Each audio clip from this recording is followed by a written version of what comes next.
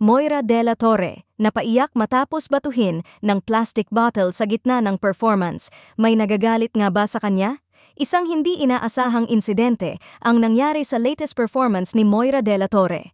Habang emosyonal niyang kinakanta ang isa sa kanyang hit songs, bigla na lang siyang binato ng isang plastic bottle mula sa audience. Ayon sa mga nakasaksi, napahinto si Moira at hindi na napigilan ang kanyang emosyon. Napaiyak siya sa gitna ng entablado.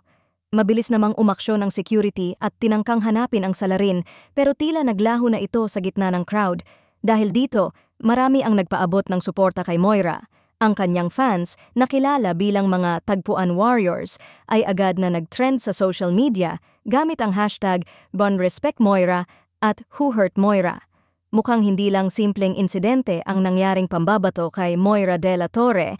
Ayon sa ilang netizens, may malalim na dahilan kung bakit tila lumalamig na ang pagtanggap sa kanya ng mga audience. Ayon sa ilang saksi sa event, hindi raw maganda ang energy ni Moira sa performance. May nagsasabing tila hindi siya gaanong engaging sa crowd, parang walang gana at parang ang tamlay nitong tingnan. Isa pang fan ang nagkomento na talagang naapektuhan ito sa mga issue na kinakaharap nito ngayon, lalo na't napapabalitang talagang nagdaan ito sa matinding depression. May mga nagsasabing mga netizens na, dati sobrang humble niya, pero ngayon parang wala na siyang energy para sa fans.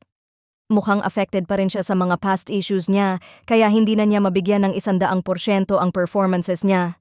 Kung hindi niya kaya mag-perform ng maayos, baka dapat muna siyang magpahinga. Ang mas nakakabahala, may nagsasabing hindi ito ang unang beses na may fans na nadismaya sa kanya. May ilang nag-claim na nagbago na raw si Moira mula noong sumikat siya at tila nagiging detached sa kanyang audience. Dahil dito, marami ang nagtatanong, may pinagdadaanan ba si Moira o talagang nagbago na siya?